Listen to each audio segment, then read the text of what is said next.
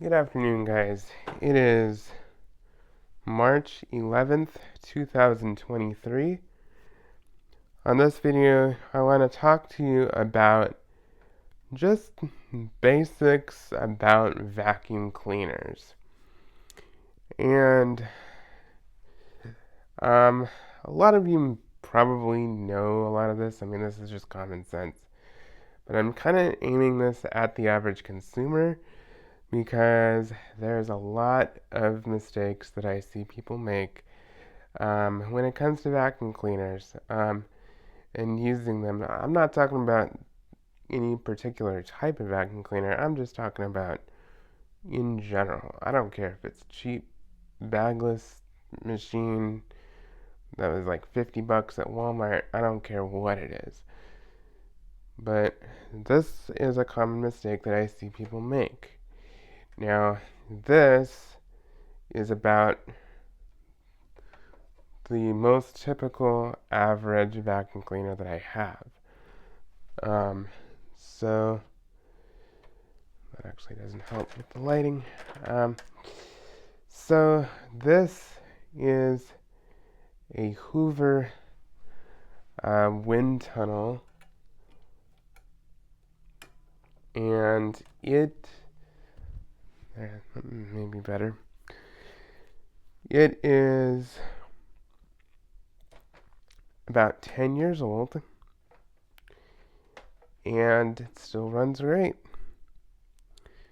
Works very well, gets the job done, and it has served me very well. Now, a lot of people kind of assume that vacuums, as soon as they stop picking up or something, then that's it, it's worn out, it's time to get a new one. I gotta tell you folks, couldn't be farther from the truth. Vacuum cleaners will last you as long as you maintain them. As long as you keep them cleaned out. If you notice that the performance is dropping off, clean it out. And I have a few videos on my channel going over that, explaining how to clean out a vacuum cleaner, how to maintain a vacuum cleaner, how to change a belt, how to change a bag. I have several videos on that, on this machine in particular as well. So go back on my channel and you will find some of those videos. I'm not going to go over those today, but this is just a general overview. Now, what this actually does is there's a lot of misconceptions with vacuum cleaners. And I want to explain a few things. A lot of people think that just because you have,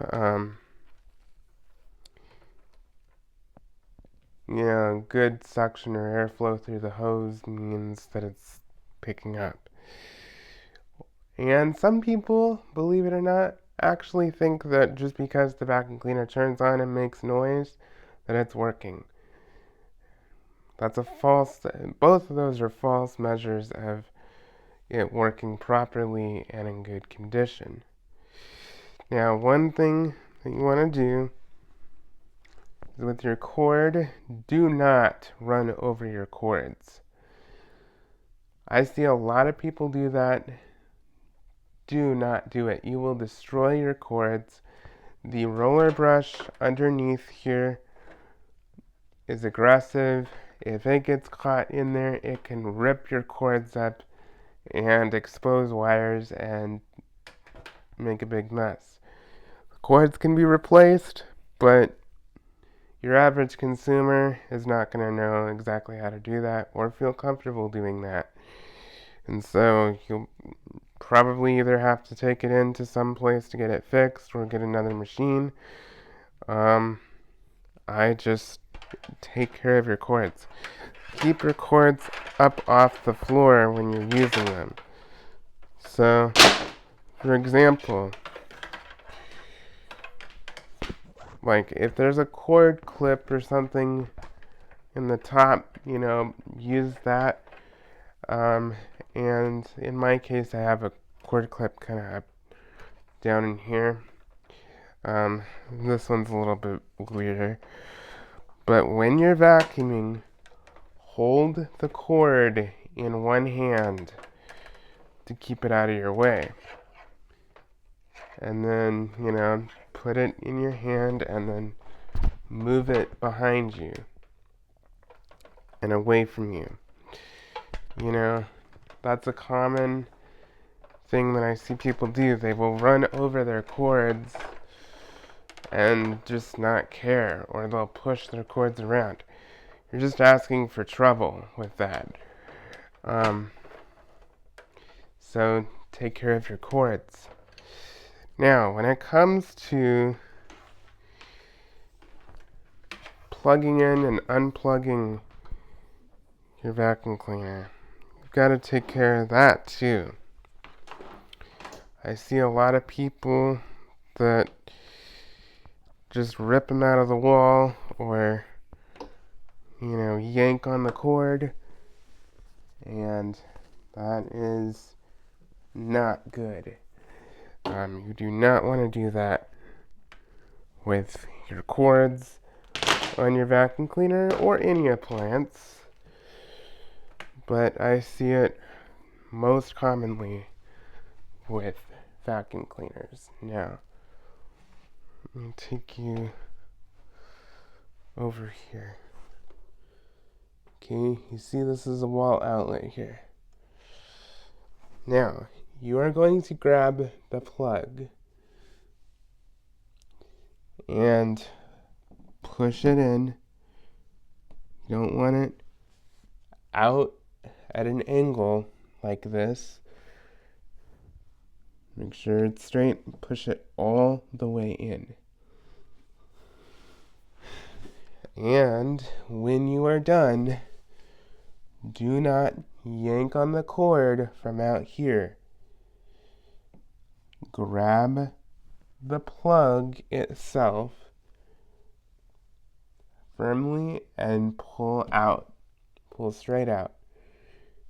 Keep the plug pins straight as possible. I've seen some that have just been, bent all out of shape and kind of weird, so try to avoid stepping on these. If these do kind of get bent out of shape, you can take some pliers and straighten the pins.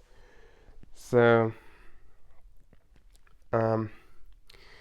this is North America where I'm at. If you're watching from like the UK or Europe or something, your plugs are probably going to look different.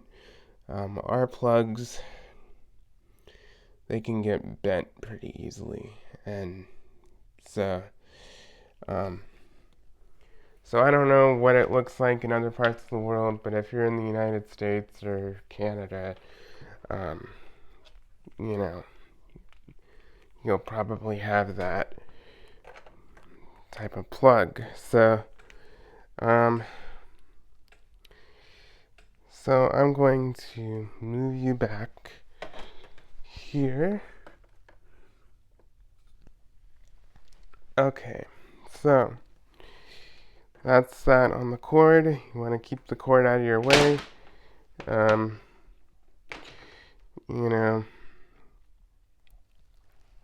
it's going to extend the life of your cord, prevent issues, and it's just going to make it easier to vacuum, because if the cord's in your way, it's kind of annoying when you're vacuuming. So I'm going to plug this in. Now, like I said, a lot of people think that, just if there's suction and airflow in the hose, then it's good.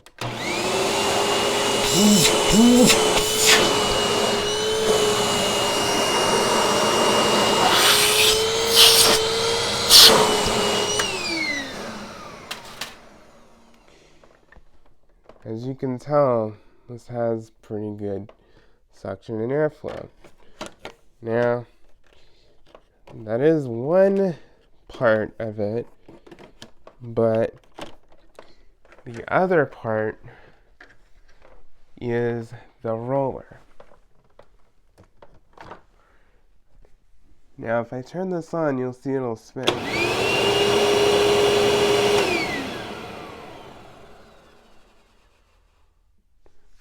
Okay, I'm going to unplug this just for safety. You should unplug it if you're messing with the bottom of this. If something happens, this can spin very fast and hurt your fingers. So always unplug your vacuum cleaner before touching this. You can remove these 4 screws. And there's a belt in here. That belt needs to be changed every 6 to 12 months, depending upon your household environment. These brush rollers tend to have a lifespan of about 10 to 15 years. Maybe a little more, maybe a little less, depending upon your household. These bristles do wear down and kind of get short, and they need to have a little bit of length to make some contact with the carpet to clean. Now, you do want to keep hair out of this brush as much as possible.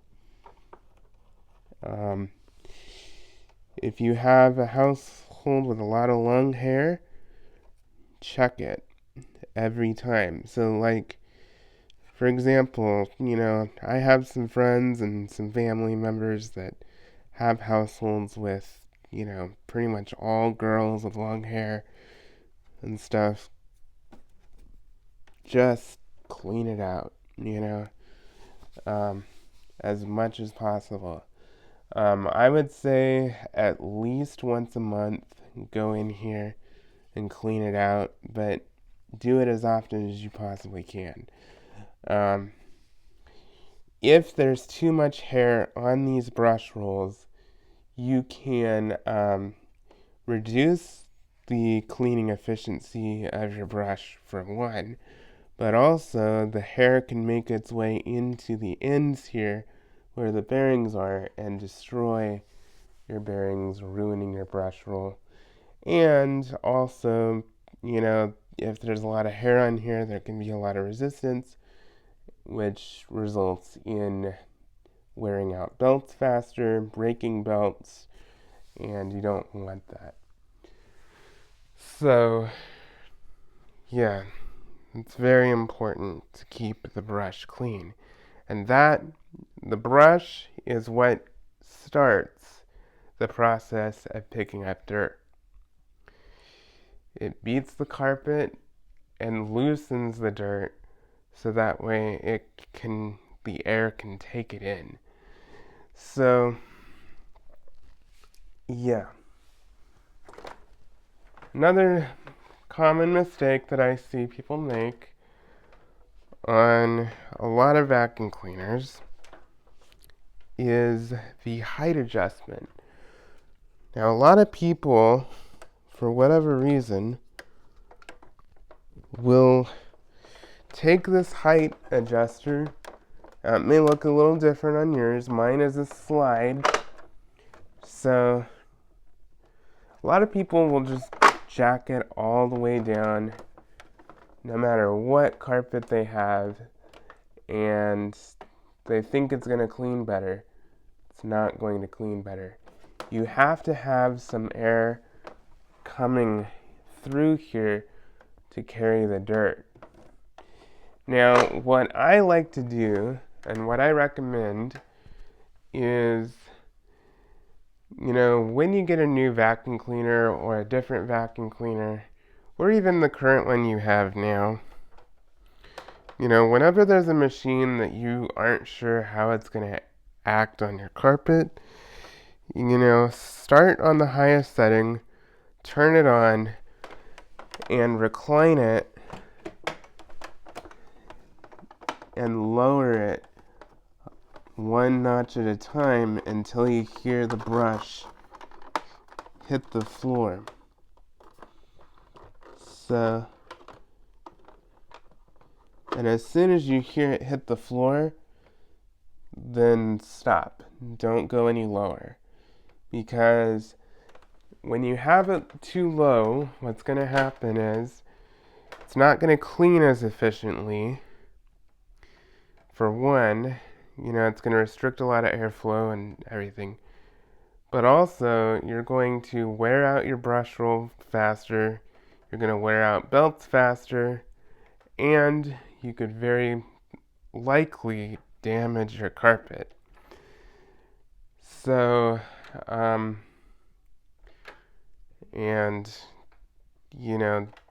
damage it to where it like thins it out and it shortens the life of it and it looks really, really bad. So, I'm going to demonstrate that, but you're going to have the machine running and kind of,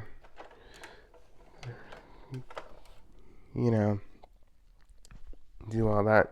But before I do that, handle release pedals. I see a lot of people do that. I don't think that's a good idea because that's putting strain on the handle release and it could cause it to break easier. Now, what I like to do is it's stood up. I don't have the nozzle up like that or tilted. I have it straight up. I hit that gently and I pull it back. And then you just raise it up. So, and the other thing is don't stomp on this. Don't like wham. These, on most vacuum cleaners, these are pretty thin plastic. So just give it a light press and tilt it back. I've seen too many people just slam down on these really hard. You do not need to do that. You just need to press it enough to where it moves and it releases. So, I'm going to demonstrate how to set the height. Now, keep in mind that this kind of varies on machines. If you have something like a Kirby vacuum cleaner, that's a little different, but this is not a Kirby. So, I'll demonstrate that for you right now. And yeah, so I have it plugged in. Now I have this at the highest setting. So what I like to do is I turn it on before I recline it because it gets the brush spinning before you have it make contact with the carpet, so that way there's not a whole lot of resistance in getting the brush going. But also when I turn it off, it's reclined. Before I turn it off, put it in the upright position, lean it back, and then turn it off. So that way there's not a whole lot of resistance in straining the belt. So let me demonstrate this.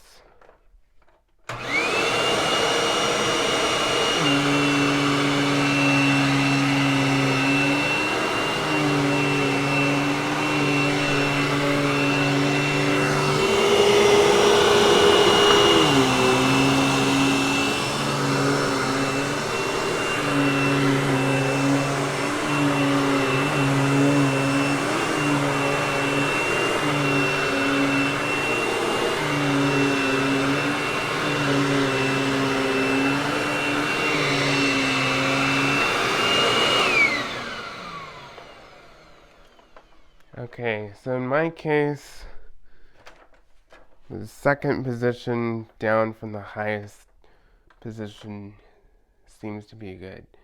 As soon as you hear it buzzing on the carpet, that's when you kind of stop. Um, you know, because you want it to be easy to push, but have just just a light amount of resistance. If it's cranked all the way down, then it's gonna have a lot of resistance, and it's just gonna clamp down to that carpet. You don't want to do that. Um, for one, it's gonna make it hard to push. Two, it's going to wear out your brush, your belt, and other parts in your vacuum cleaner. And three, it's going to wear out your carpet a lot faster. We don't want to do that. So, yeah. One last thing before I go. Whether you have a bagged or bagless vacuum cleaner, keep it cleaned out. In this case, it's a bagged vacuum cleaner. Make sure that you're able to check the bag, make sure it's empty. This one's like brand new, basically. I just changed it, so there's not a whole lot in there. But, when the bag is full and it feels firm, then it's time to change it. Make sure you use the correct bags for your machine. If you, for example, this machine takes Hoover Type Y bags. Use only Hoover Type Y bags in this vacuum cleaner. There's a reason why they require certain bags, is because the collar is designed in a certain way to fit this type of collar on this machine. Don't mess with it. Don't try other bags. Don't do anything like that. Stick with what the manufacturer recommends. It doesn't have to be genuine bags necessarily. Unless you have a very high-end vacuum cleaner. If it's a very high-end vacuum cleaner like a Miele, a Kirby, or something like that, then I would stick with genuine bags for that. But this one, it's a 10-year-old Hoover. It's nothing really special. I got it used for like $15 at Goodwill a couple years ago, so I'm not too worried about it. So these are just generic bags. But check your bag, every couple weeks or so.